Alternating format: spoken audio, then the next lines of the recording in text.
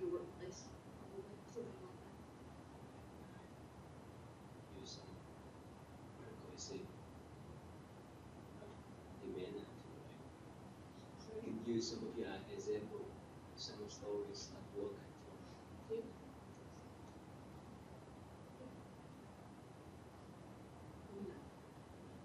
Yeah, I've been doing stuff before. You haven't moved much education? Actually, no, but I'll be thinking about education when I find it. I'm going to research the connection between mindfulness and yin yoga, because it's something I'd like to learn more about myself. And in all the classes that I've gone to for yin, my instructor talks a lot about mindfulness in her classes. Which one? My instructor? Yeah. Oh, not in the school?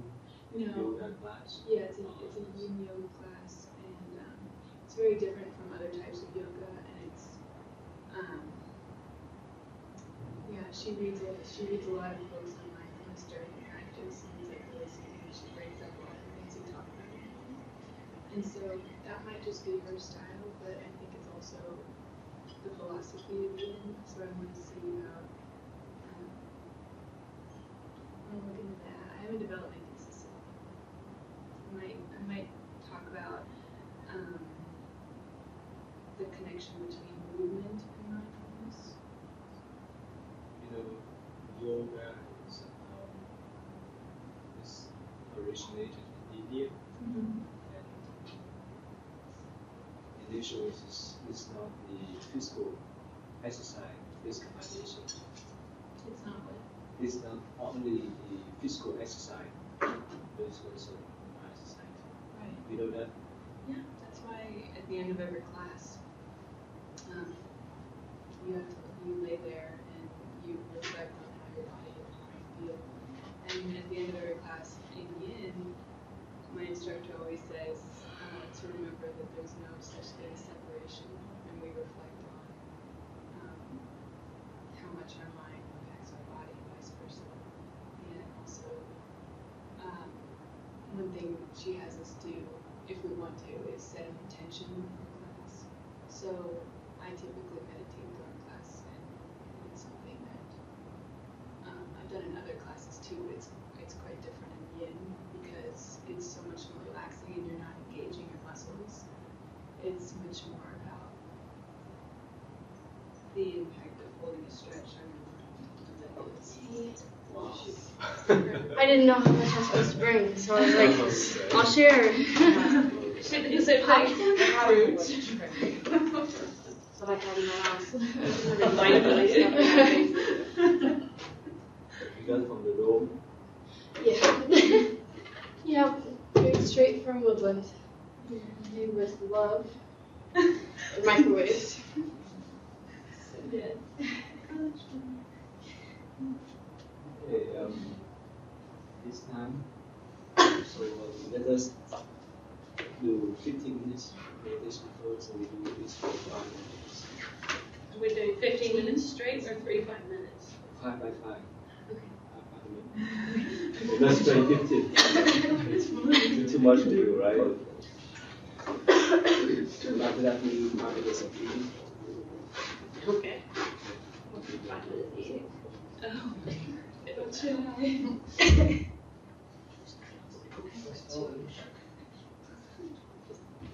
Okay.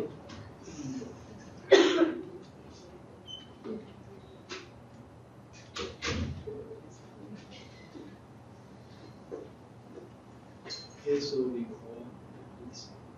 call the number the last time. You were not here last time, right? Right. It's right there. I mean, you guys, you Yes. count each 5 minute interval. Okay. And then like start over again on this minute.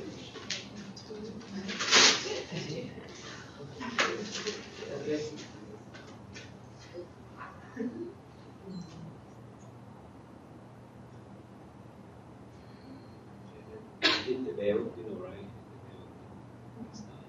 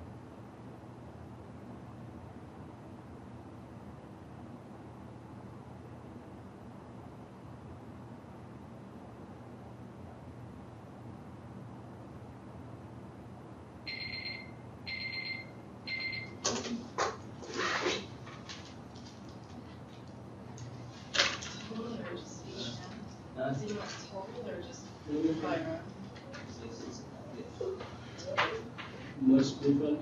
No, 59, 56, 58. You did up, you might be up.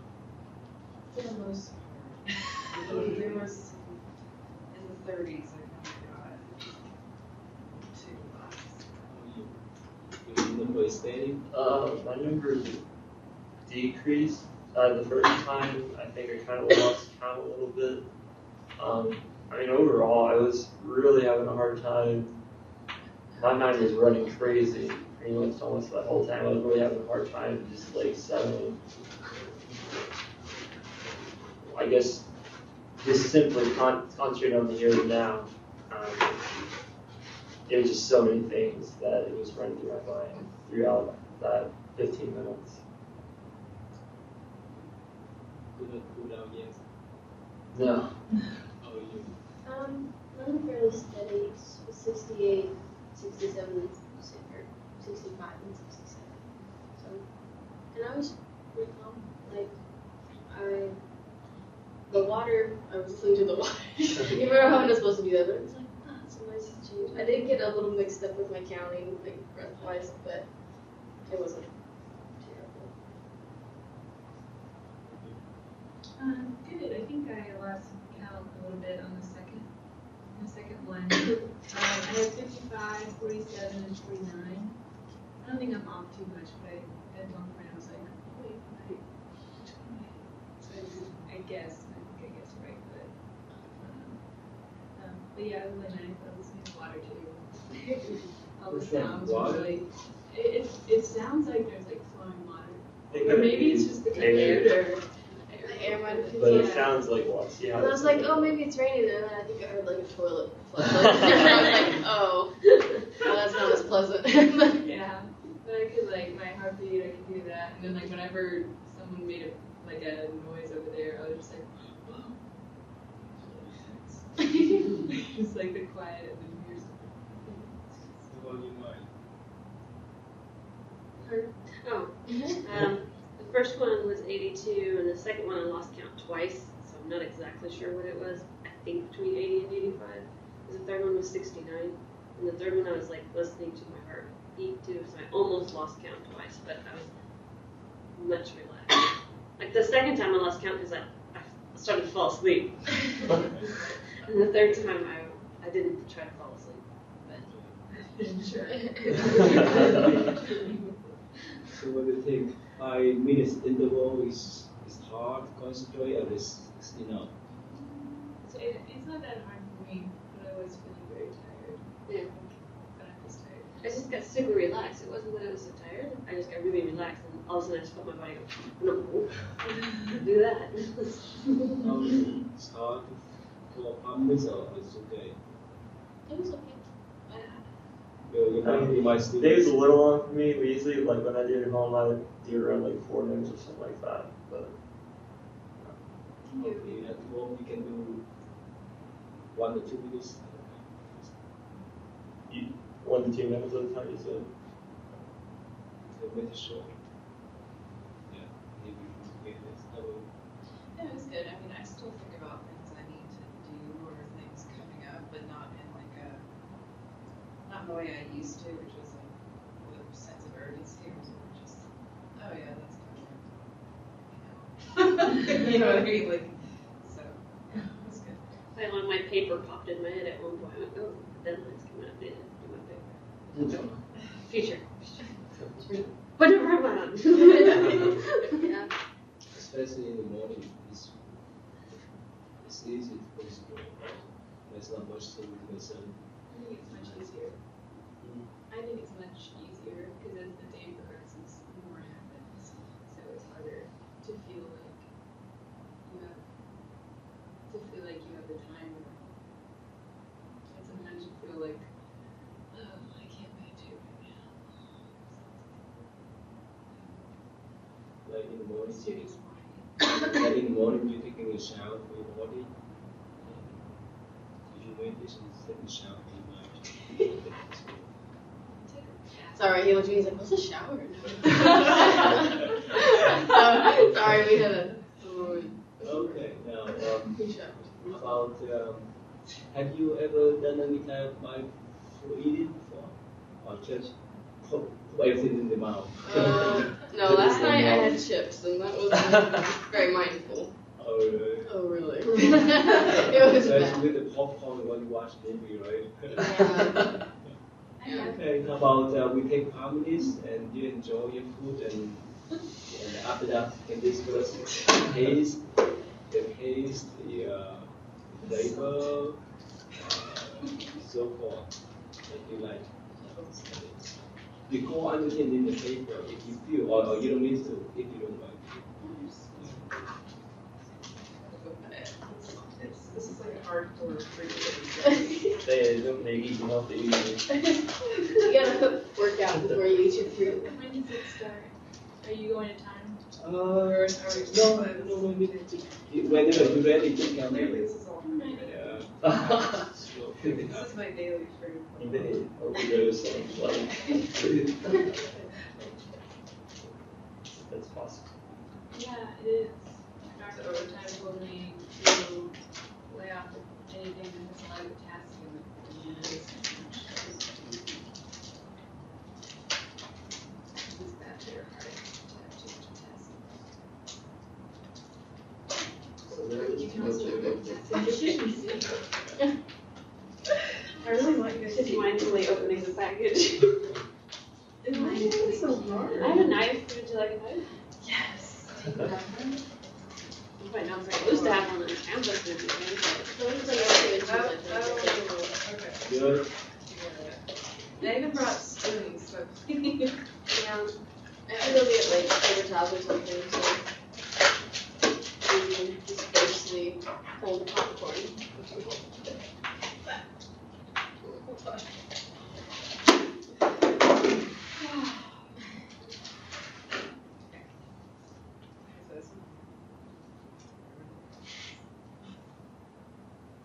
So are we not supposed to talk? Okay. So you're gonna set the timer? No. Enjoy your time and later when you finish, let me know. Okay.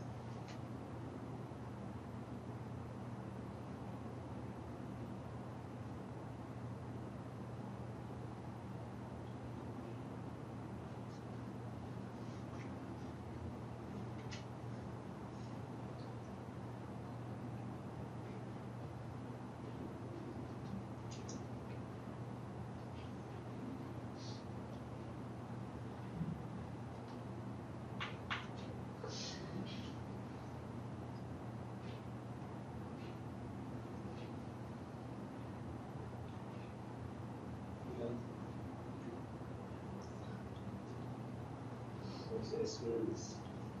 Well, I'm I sorry, really like that. you oh, can you describe what you feel? What exactly do you want to know? Like taste, the flavor, you feel. I guess what really caught me was just, I guess, the kind of feel of it, the consistency of it. I think was really mushy, as you might imagine. I don't know. It was an interesting experience because I've never taken the time to slowly really eat anything.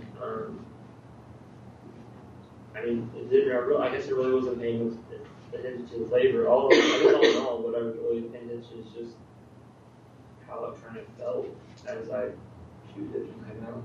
So.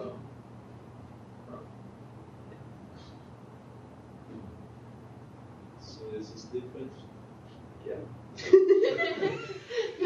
How is it like? Yeah. When take time to eat, why is different when like when you take time to eat instead of eating? I'm sorry. I mean that what's different when right now when you take time to eat your banana to compare with the time that means every day you eat in rush. It's different then.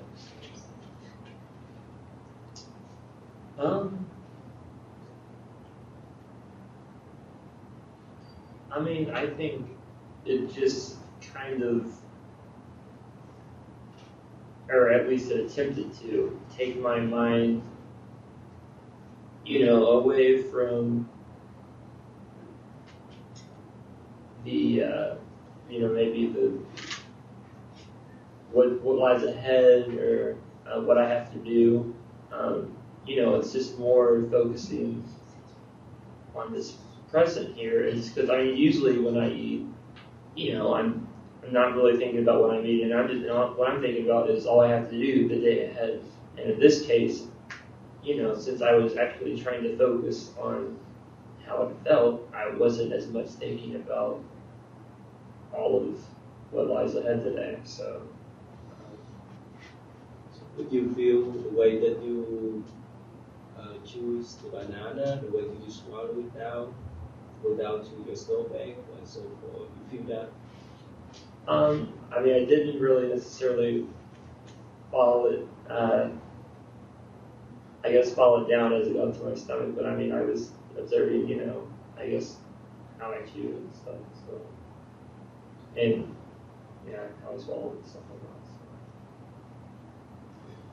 It was interesting. I don't know that I like popcorn very much anymore. Like, it's squeaky, and it's like biting into styrofoam. Like, it's like it's buttery styrofoam, but I guess I shouldn't judge it. So it was squeaky. Okay. And if it was to be compared to something, it would be styrofoam. The yellower pieces are actually more buttery. Smell? Yeah, like the ones that are. Oh, it smells like a movie theater. But a lot of butter, and I think I wouldn't mind not eating the butter on it, like just going for like the plain popcorn instead. It's really salty, and I didn't add salt to it, so. I don't know. So how do you taste? Like when you choose popcorn, when you swallow, you feel that? Yeah. I don't. When I eat popcorn, like at a movie or whatnot, I usually only eat like 1 or 2 pieces at a time, so it's not like the whole. But it didn't get stuck in my teeth as much. Usually that's like something I can't stand, but I didn't do that since I was eating it slow. And it wasn't particularly easy to swallow just because it's kind of pokey and dry. So that was different. Because usually I have like Coke or something. So I guess. So it's the first time you do it in the microwave or sometimes you eat by yourself in one way too? Yeah, I think I tried it one time. I can't remember what type of food it was with. But it didn't last very long because I was pretty hungry, so I didn't stick to it. So this time while you were eating, a lot going on in your mind too? Or you concentrate on the eating? No, it's mostly just on the popcorn and like writing down what I was thinking about it. So How is your orange? it was delicious. Uh, It's smell your orange too. I was like, man, that's so much fun. Yeah, we had a very A good sweet- experience. The sweet Yeah, it was sweet. I think my favorite part was when I would slowly bite into each slice, just like the burst of juice felt really good. And I thought about like the use of my tongue and like I would use that muscle to separate the pieces and like to swirl around the juice in my mouth, and it felt really good. And I just like separating each piece too. That was just like slowly separating it. I thought about like the perfection of my tongue time and how it's just like organized so beautifully. And like I thought about the tiny bits of this stuff that got in my mouth. That wasn't as nice to swallow, but it was okay. And then I thought about the juice when it got into like, I don't take very good care of my fingers, my nails, so like it burned my cuticles a little bit because my cuticles are always messed up. And then I did think about it digesting down into my stomach. I don't know if I could feel it, but I thought about it, and so that really changed the experience because that's not something I typically do when I have tried to mindfully eat. Usually it's more me trying to do one thing at a time and I don't focus as much. I've never mindfully eaten like this. So I thought about it digesting down into my stomach. It made me just be more thankful for the food and it did make, and I was more aware of how my stomach felt. So I didn't have that urge to stuff my face. I just was enjoying every moment of the process. And what else did I write down? Yeah, just thinking about it going down was really different, and just made me more in the moment in terms of Just smell. the smell. Yeah, smelled the citrus. It was really good. It smells so good. I don't know what to say about the smell. I don't know. So is this the first time you mindful eat, or you didn't do it this? The first time I've done it like this, whenever I have tried to mindfully eat before, but it doesn't really last that long, and I've never spent this much time observing. Usually, when I sit down with the purpose of mindfully eating,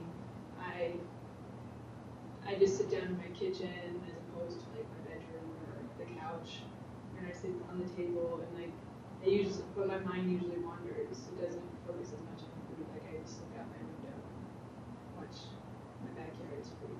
So what do you think when we take time to eat? Waste of time, or it's more valuable, to take time to eat?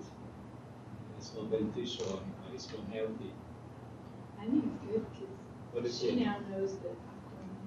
What do you think? I mean, for me at least, I think the effect that it would have is the kind of a time to, I guess, de-stress. You know, like I said earlier, usually it's not really a break from my day, but if I actually took the time, did not rush, and just focus on that, then it's just a time of my day that I'm not really all like discombobulated and thinking about all the things I have to do. So that's for me personally.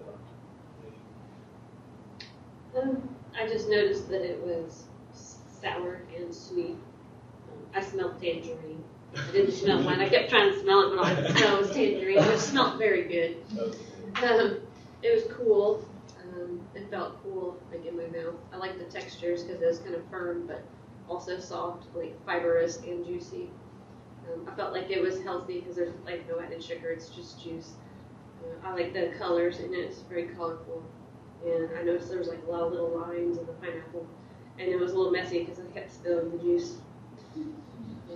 My mind did tend to wander a little. I've tried to mindfully eat twice before. I don't do it that well. I've never done it with this much focus. And my mind tried to wander. I found meditating easier than this. Just probably because I haven't tried it a lot.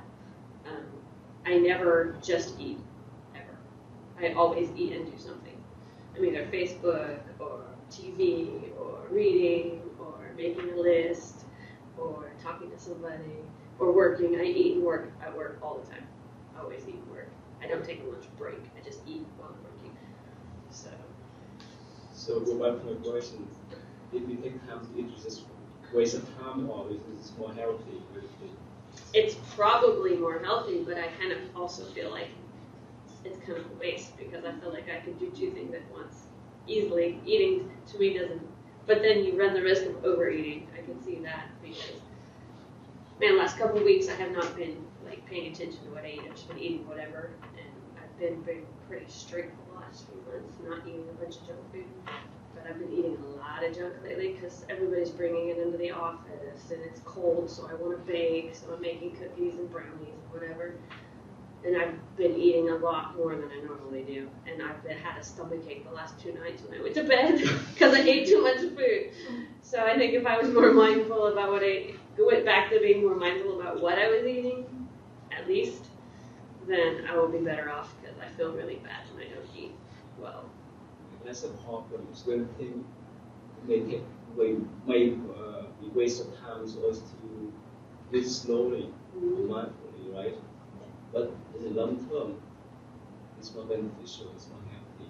Because sometimes we dump everything inside our stomach, and you say, we pay the price. To visit the doctor, I mean, we waste more times. Yeah, true. True. Yeah. How do you feel? Well, I have such a variety here. That, Wow. okay. No, I really enjoyed it. Like I started with my grapes. I love grapes. Really, I love all the fruit in here except I didn't think about the mango. Like I typically don't eat mango fresh like this, so I just decided to go for it, which was I usually like it like in a smoothie or mango sorbet or something like that. So it was interesting to eat it fresh because it's been a long time since I've had it, so that was pretty cool. I forgot what it tasted like. So, but yeah, lots of different flavors. Pineapple's very tangy, grapes very sweet, the cantaloupe is soft. I mean, I've actually tried to be more mindful of my eating and cooking lately. I've noticed that I enjoy food more over the past few months. It's kind of funny. And that's partially because of what you like. I don't eat as much junk food as I used to either, so I think that's part of it. But yeah, I mean, I think it's really helpful for sure. And please help me. Like, I've brought a bunch of spoons. I would love to pass it around. You said mango. I wouldn't pull up my cup. People, please. When you swallow that, when you feel that, Yeah, I mean, I feel definitely. the cold, the heat, the hotness of the food. I felt the coolness of it. I paid more attention to chewing it, really than swallowing it. But it just depended on the fruit. Like the pineapple was a lot harder to chew, but at the same time, it was more flavorful than most of the others. So the cantaloupe was really soft, pleasing to me. So next semester I'm teaching the same class online and may require the student take half day of mindfulness. No Excel phone, no laptop and so forth. Just be focused on that period of time. Okay, 6 hours. Eating, walking, sitting and so forth in mindful way. That's my business. It's online. Yeah, that's the same. Okay, so let us go back to our topic today. So you see that sort of more with you, right?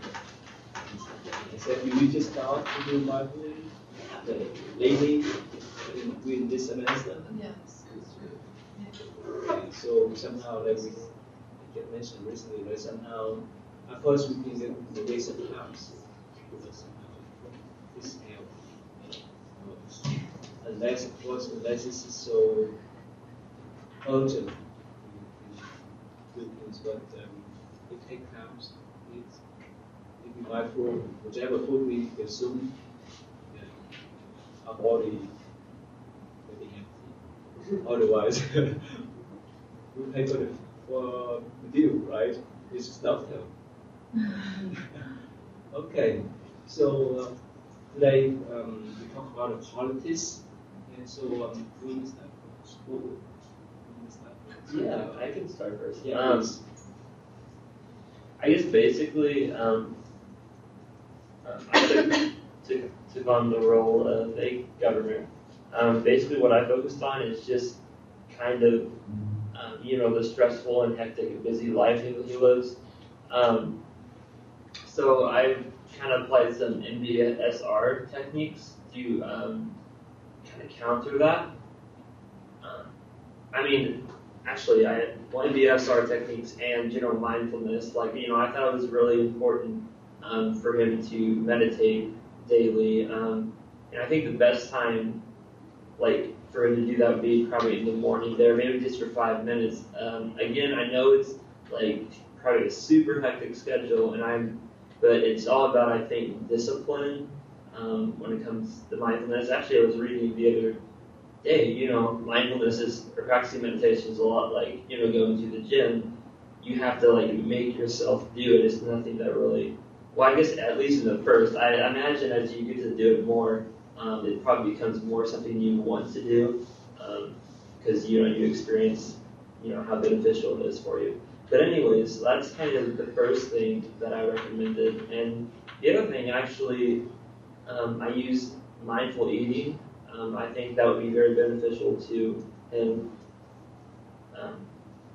For myself, I guess, I don't know if I'm talking about somebody else or myself. Anyways, just to set aside 20 minutes of the day, and instead of rushing through the meal like we all are liable to do, try to take the time and just think about the food that you're eating instead of thinking about all the things that you have to do. Like I said, that's kind of my problem. I'm always thinking about all the things I have to do, and I feel that,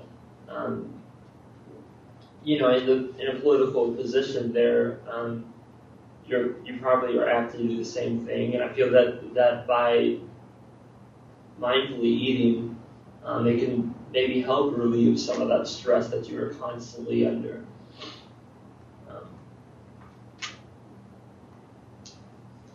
One other thing, it's a little disconnected from this whole thing, but I think, in any political position, you're obviously challenged for time, and maybe you won't get to spend as much time with your family as you would like to. And even when you do, I think you're still very tempted to really not really fully be there, just kind of still be thinking about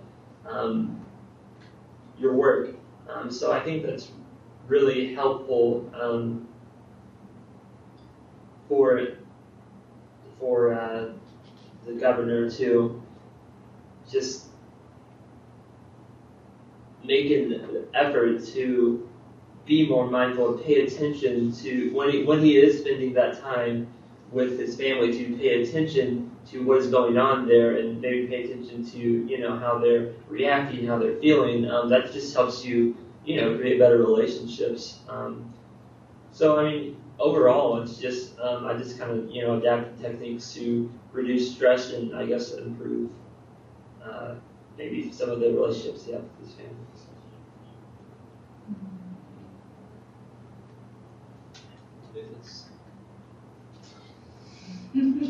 What's your role? I didn't really think there's this one yet, but I think in general, I could maybe do like a congresswoman. Okay. I don't really know much.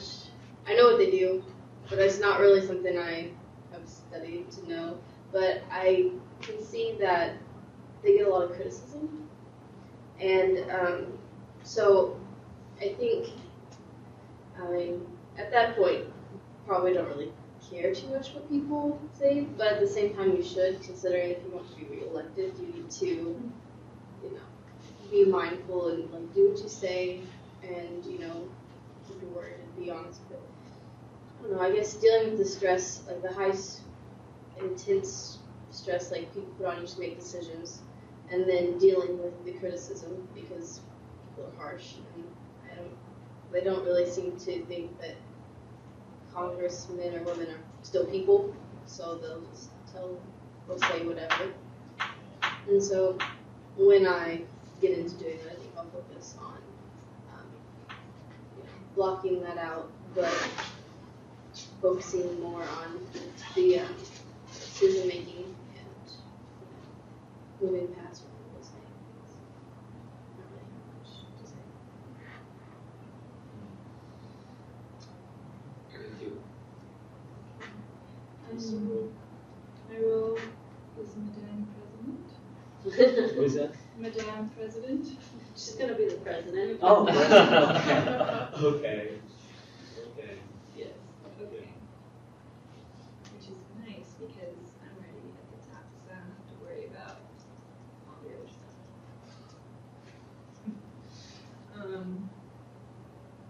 So I read an article that I really like, and I'm looking over it again right now. And I have a minor in political science, so I was thinking about one of the classes I'm taking this semester, international political economy. And it's really great. It's not horrible. Sorry, it's awesome. Whatever. Sorry. Well, one of the major themes of international political economy is, well, at least it's a theme for one of the types of theories for political economists, is the neo-realist idea that in order to thrive in an international political economy, you have to there has to be interdependence between nations. And so I thought a lot about that as I was reading, because that was the second principle that I read in this article, and it was written, and the title is Why Democracy Needs Dharma. And I was thinking, well, in a way it already does, although it's not thought of that way, and it's definitely not always successful. And but I really like this article because it kind of shows how that system could be improved. So as the president, I think one of the based on this article, and I agree with the first principle that you have to take everyone into account, including the ecosystem. You take everything into account. So you wouldn't base your decisions off of the needs of one group of people. You take into account all of the groups of people. So even if you had a large group of people who could only work who could only do this type of job, you would leave that market open. But then you would also think about the resources you have for others as well. But it's also important to remember that you can't always be the winner. You can't always be number one. So keeping that in mind and staying humble, I think, is really important. Even if you are a large political power like the United States, at this point the United States we're still the major hegemonic power, but we're kind of investing more, or at that point we're investing more in our military than we are in research and in education and things like that, which is typically a sign that hegemonic power is losing its saliency in the world. So I think it's important to invest in lots of different markets, different types of jobs, keep everyone in your thoughts whenever you're making decisions. Who does this help? Who does this hinder? I think building relationships and diplomacy. If you're going to implement mindfulness, then that needs to be, if you're the president, that needs to be high up on your list of priorities. Is building your diplomacy skills. And one of the things I thought about that so far I don't think I've seen as much of in terms of like major principles of this article, but delegating your powers. That's not something we always see, especially in the United States presidency historically. I mean, in the beginning it was more so, but delegating powers I think is really important nowadays, especially when you want to build up other people. I mean, if everyone just wants the job of the executive power just because they get all the power, then they're not going to be doing their job as well when they're a congressperson or whatever. So allowing others to have more power and trusting in them to make the decisions on everyone's behalf. So I guess also choosing the right people to work with as a president, that would be extremely important. Spending time with people you trust.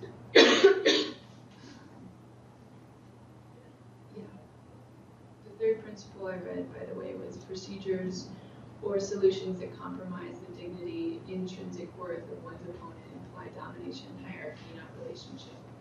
So, here's an example of this. Like, and it wasn't a president, but someone got elected, I think in Iceland, or it was someplace like that. And it was like a governor or someone, but he was actually running against the incumbent as a joke, and he just thought it was funny because nobody liked this guy, nobody wanted to win, but nobody was running against him. And, or maybe someone was, but this guy, everyone really loved him. He was a comedian, and he just made it into this joke. But he actually ended up winning, and he didn't expect to win. And he only served one term because like he did a really great job, but I think he didn't realize how difficult it was. But everyone really loved him, and he did a great job. And he talked, and I listened to an interview with him on NPR, and he talked about, he didn't say mindfulness, but one of the big things that bothered him was what other politicians would say against him, who had interest, who, it was in their best interest to put him down. And the way he reacted to that was very mindful. And he wasn't very reactionary. He thought about things that were good for his people, and he didn't engage in the political game, I guess. So leaving that side of politics out of the picture is really important. So which models? MBSR, MBCT, ICT, or DBT? I think you could use all of them. I think DBT, I like the idea of the emotional and the rational mind to make the wise mind. I think that's really important if you're in a position of high power. And also the amount of stress. I mean, I can see how someone in presidential office would want to commit suicide. That could happen. So it doesn't have to be for people who are dealing with that, but the idea of the wise mind and DBT is really important. I would implement NBSR all the time. I would use those tools all the time. 7 attitudes, right? Yeah. Minimize concentration. Yeah, I think beginner's mind is really important when you enter a room and not feeling like you have to know everything. Thank you. Okay, I forgot to email myself my article so I can remember. I chose the mayor because I applaud her for choosing president, because I think that's really, really hard. Because to me, the higher you go up in the level of authority, the more danger there is for corruption and just so many people coming at you, right? So just not just people, corporations. You got lobbyists, you got people who want your job, you have people who want you to see you fail at your job, you have people who want you to die. It just seems really, really difficult to tackle president. So I chose like the mayor.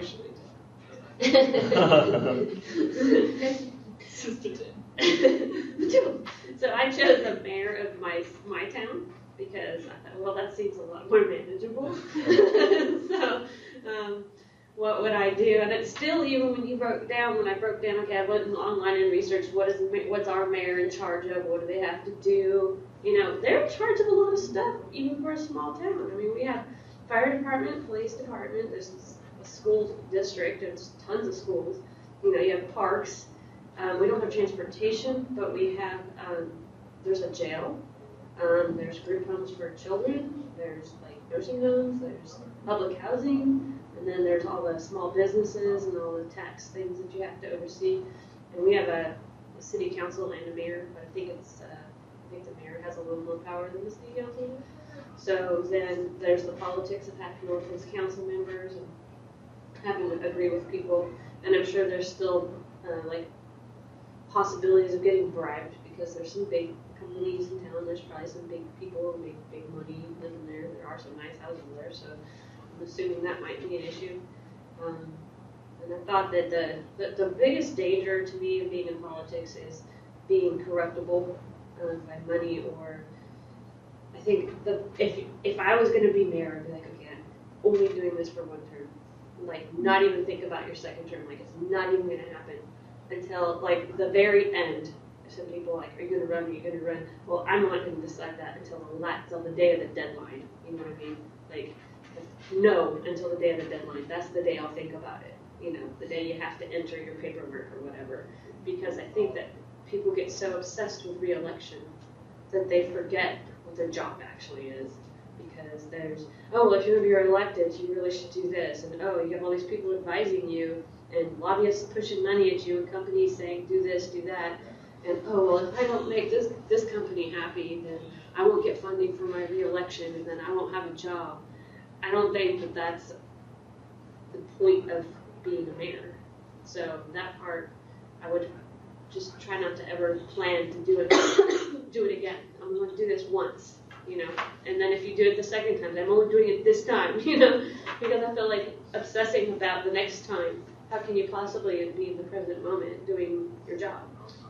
The other thing is, I think it's very simple to get absorbed in all the day-to-day tasks you have to do. I'm sure that mayors have a lot of paperwork, so they're in their office a lot, they're on the phone a lot, they're probably in meetings a lot, they're probably always doing something like that, because it's sort of managerial.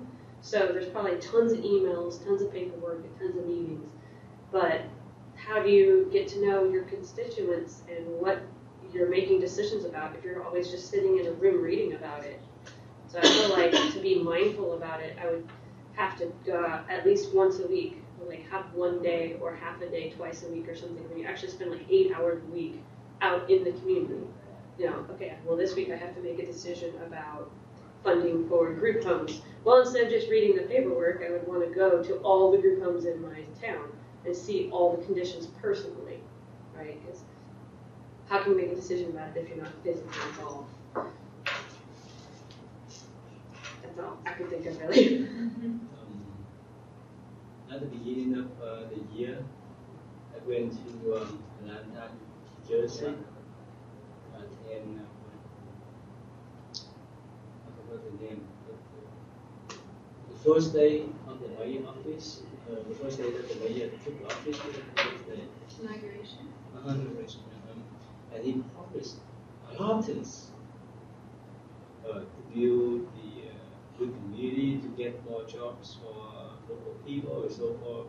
When he got back within a couple of months, people complained about him. He raised tax, public tax, and hundreds of people demonstrate in front of his office. So that's one of the problems. So for the politicians, they overpromise, right? Get elected. And after that, they, like you say, they just go along with the big companies with his own interests. Not much good for the people again. Okay, let's follow you. Yeah, I decided to look at the role of the vice president. Okay. So it's kind of funny, we all had a different one, I think. And it's just because I personally feel like that particular role might sometimes get overlooked among the public. In some ways, I mean, it just depends on the circumstances. But, and two, I can just imagine if you're the vice president, there's a lot of pressure to support the president's decisions, even if it might contradict something that you might believe. And so what I read in the files, something by Peter Coyote, I don't know if that's really his last name.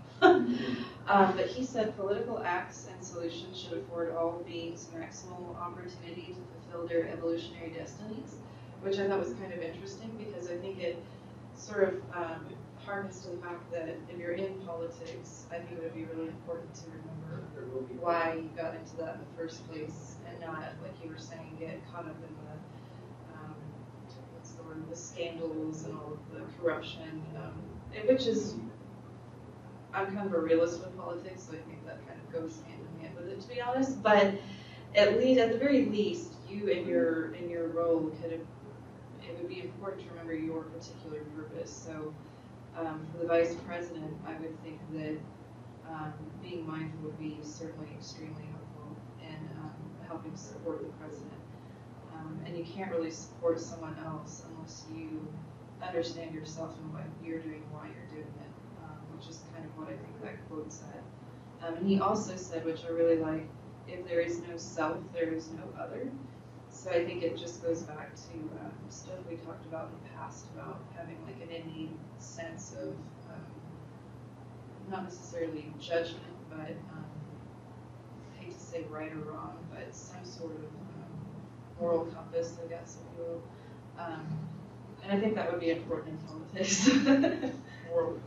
She said it right when you said it. Oh, really? Like, I know. say it out loud. Great minds think alike.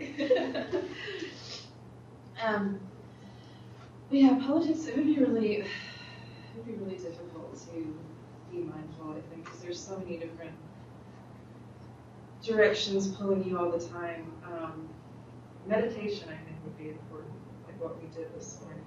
Every morning before you got up, if you're a politician, I would probably do that and sort of clear your head of what you have to do, what's not going well, things like that.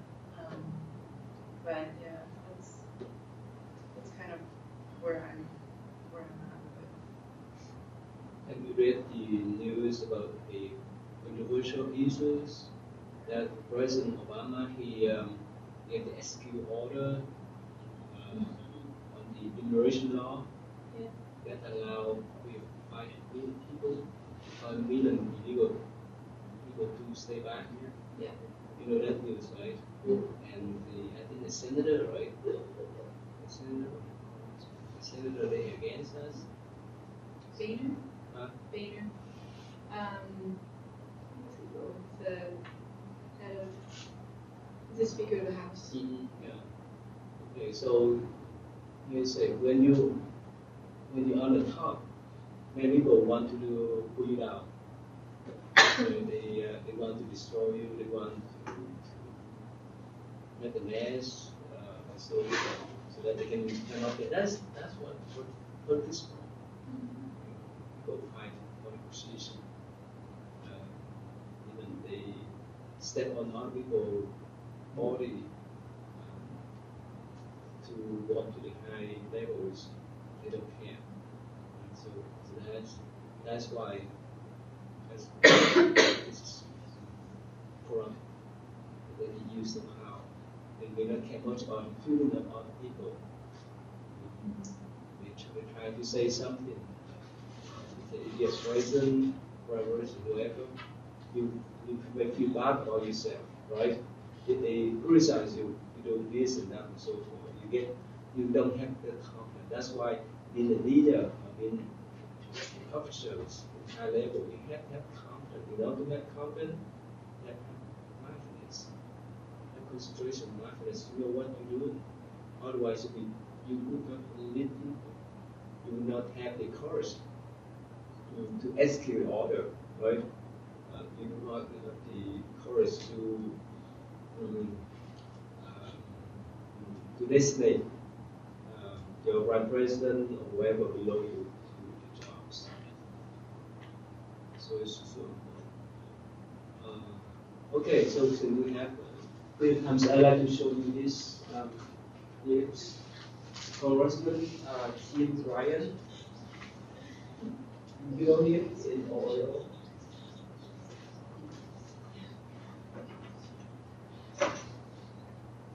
He wrote the book. This one here. A Mindfulness. And this is the conference in the Silicon Valley in California. So let's hear about this one.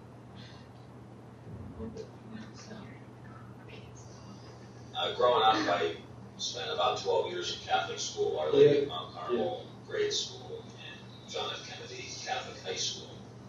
And I remember on numerous occasions being told by the nuns and the brothers and the teachers to pay attention. No one ever taught us how to pay attention. And one of the things that I really like about the practice of mindfulness and moving this into the field of education, teaching our teachers about mindfulness and social and emotional learning, teaching our students how to practice mindfulness, is you're actually giving them a technique and a skill set on how to mobilize their attention and place it on a problem that they're dealing with in their classroom, or to listen to their teachers. And mindfulness teaches these kids how to pay attention.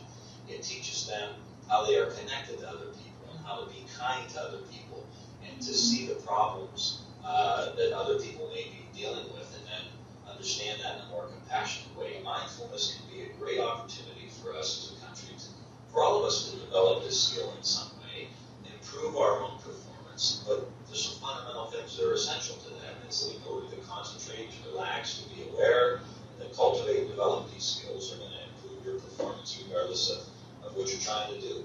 And mindfulness, in my estimation, doing a lot of work in Congress, traveling a lot, playing sports, all of these things, there's something fundamental underneath of all of those activities, and paying attention and being aware and having a reduced stress level helps in all of those situations.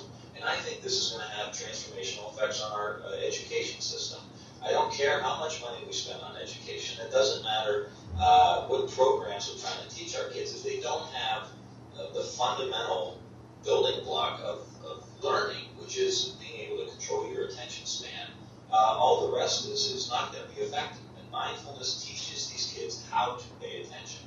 It teaches them how they are connected to other people and how to be kind to other people and to see the problems that other people may be dealing with, and then understand that in a more compassionate way. So mindfulness, I believe, already is having transformational effects in classrooms in Youngstown and Warren, Ohio, and all across the country, but we need to ramp it up. But this fundamental skill of paying attention is essential to us transforming our education system. Thank you. I'd like to show another papers at the conference here. Get 1 minute.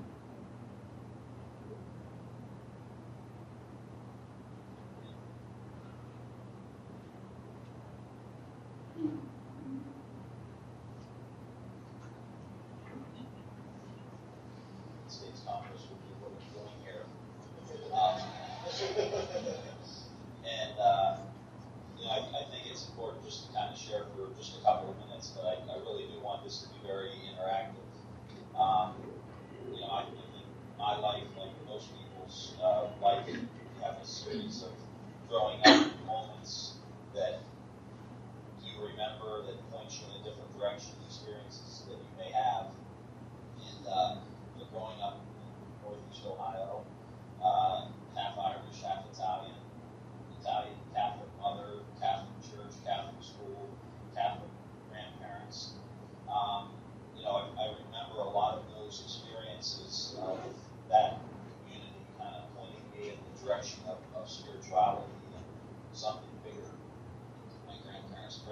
rosary all the time, rosaries hanging from their chairs, their beds.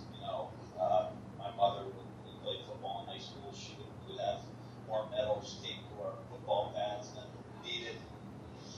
But there was always this sense that there was something more, ask God for help, those kinds of things. And over time, I kept praying the rosary, had a real close priest friend of mine, teaching the center in prayer at a fairly early age, in college, and kind of stuck with it. And just to make a long story short, yoga, meditation, these kinds of things. And then running for Congress, state senate, and Congress, and getting elected, and living that kind of life. It's very active, a lot of traveling, a lot of people meeting, a lot of constant push that I think I heard a lot about here today. I don't do the all-nighters like you guys do. It's just, can't handle that. But, it came to the point, 3, 4, 5 years into my career as a member of Congress. We had a big election in 2006 where Ohio was a big state. We turned blue, and we were out on the campaign trail, and then that parlayed into the 2008 election. We were on bus tours all over the state, and it was in the summer of that year of the 2008 election that I just decided that I'm going to be fried here in a few years if I don't learn how to balance this stuff. I would periodically do some yoga and periodically work out and run, but I got a bad back and a deep bad foot, bad shoulder. Like I had to find something that was. The pedals didn't always help. No, it didn't work at all. This would have been a lot worse if I went in there. But I had heard of John and read some of John's books, and he actually coming to our senses, and he sent to every member of Congress. Published it.